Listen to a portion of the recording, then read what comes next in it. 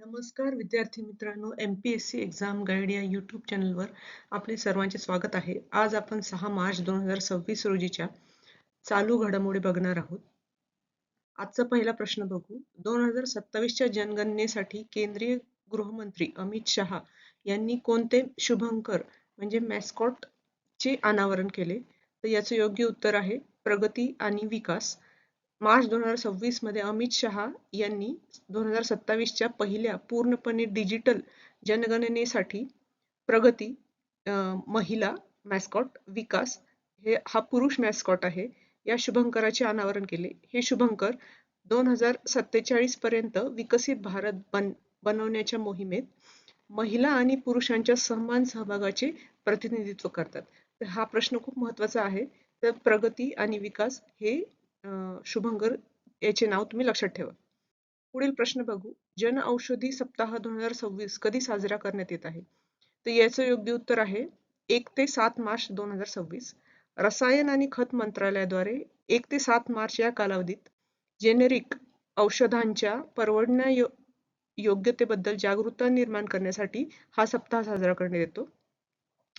7 मार्च रोजी 8वा जन औषधी दिवस साजरा केला जाईल. तर 7 मार्च रोजी 8वा जन औषधी दिवस साजरा केला जाईल. पुढील प्रश्न बघू. मानवी वन्यजीव संघर्ष कमी करण्यासाठी कोणत्या राज्याने प्रोजेक्ट हनुमान सुरू केला आहे? तर याचं योग्य उत्तर आहे आंध्र प्रदेश.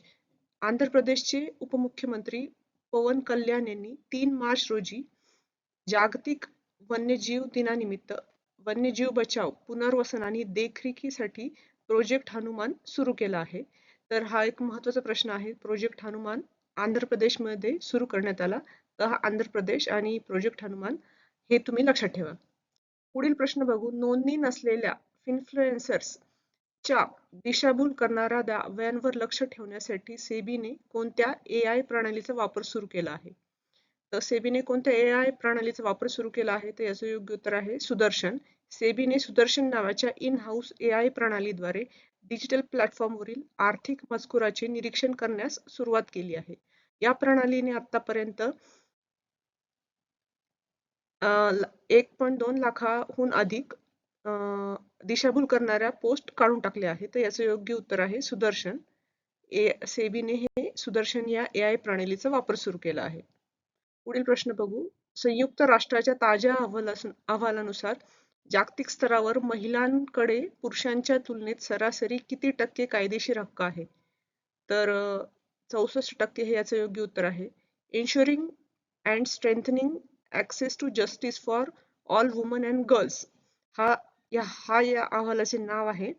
सर्वेक्षण केलेल्या 70% देशांमध्ये महिलांना पुरुषाच्या तुलनेत केवळ 64% कायदेशीर अधिकार हक्क उपलब्ध आहे. हे या अहवालानुसार सांगितलेलं आहे. तर 64% याचं योग्य उत्तर आहे.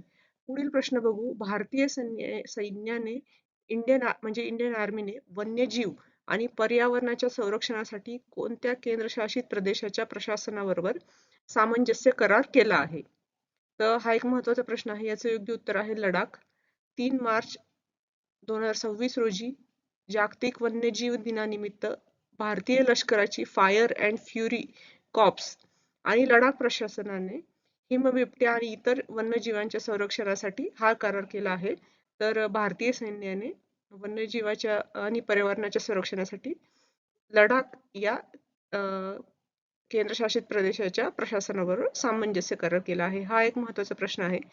पुढील प्रश्न बघू. मार्च 2026 रोजी साजरा करण्यात आलेल्या राष्ट्रीय सुरक्षा दिनाची म्हणजेच नॅशनल सेफ्टी डे ची संकल्पना थीम काय होती? तर याचं योग्य उत्तर आहे engage, educate, empower people and enhance safety. भारतात दरवर्षी 4 मार्च रोजी कामाच्या ठिकाणी सुरक्षिततेबद्दल जागरूकता निर्माण करण्यासाठी आणि सुरक्षा संस्कृतीला प्रोत्साहन देण्यासाठी राष्ट्रीय सुरक्षा दिन साजरा केला जातो. पुढील प्रश्न बघू. मार्च 2026 मध्ये भारताचे औषध महानियंत्रक drugs controller general of India म्हणजे DGGI म्हणून कोणाची एका वर्षासाठी पुनर्नियुक्ती करण्यात आली आहे? तर याचं योग्य उत्तर आहे डॉक्टर राजीव सिंग सूर्यवंशी. कॅबिनेटच्या नियुक्ती समितीने डॉक्टर राजीव सिंग रघुवंशी यांची DCGI म्हणजे drugs controller general of India पदी 1 मार्च 2026 पासून 1 वर्षाच्या कालावधीसाठी कंत्राटी तत्वावर पुनर्नियुक्ती करण्यास मंजुरी दिली आहे. पुढील प्रश्न बघू. Motilal Oswal home finance limited ने परवडणाऱ्या घरांसाठी कोणत्या संस्थेबरोबर 100 दशलक्ष डॉलर्सचा कर्ज करार केला आहे? तर याचं योग्य उत्तर आहे आशियाई विकास बँक म्हणजेच ADB. या 100 दशलक्ष डॉलर्सच्या निधीचा उपयोग प्रामुख्याने महिला कर्जदारांना परवडणारी गृहकर्जे उपलब्ध करून देण्यासाठी आणि पर्यावरणपूरक ग्रीन हाऊसिंगला प्रोत्साहन देण्यासाठी केला जाईल. तर याचं योग्य उत्तर आहे एशियन डेव्हलपमेंट बँक. पुढील प्रश्न बघू. जागतिक अभियांत्रिकी दिन वर्ल्ड इंजिनिअरिंग डे साठी अधिकृत भागीदार म्हणून निवडलेली पहिली भारतीय संस्था कोणती? तर याचं योग्य उत्तर आहे अदानी समूह. जागतिक अभियांत्रिकी संघटनांच्या महासंघाने WFEO ने 4 मार्च रोजी साजरा करण्यात आलेल्या या दिनासाठी अदानी समूहाची अधिकृत भागीदार म्हणून निवड केली आहे. हा बहुमान मिळवणारी ही पहिली संस्था आहे. तर हा एक महत्त्वाचा प्रश्न आहे. अदानी समूह हे याचं योग्य उत्तर आहे. तर मित्रांनो, तुम्हाला हा व्हिडिओ आवडला असेल त्या व्हिडिओला नक्की लाईक करा, शेअर करा आणि MPSC एक्झाम गाईड या चॅनलला सबस्क्राईब करा. अशा चालू घडामोडी मिळवण्यासाठी. धन्यवाद.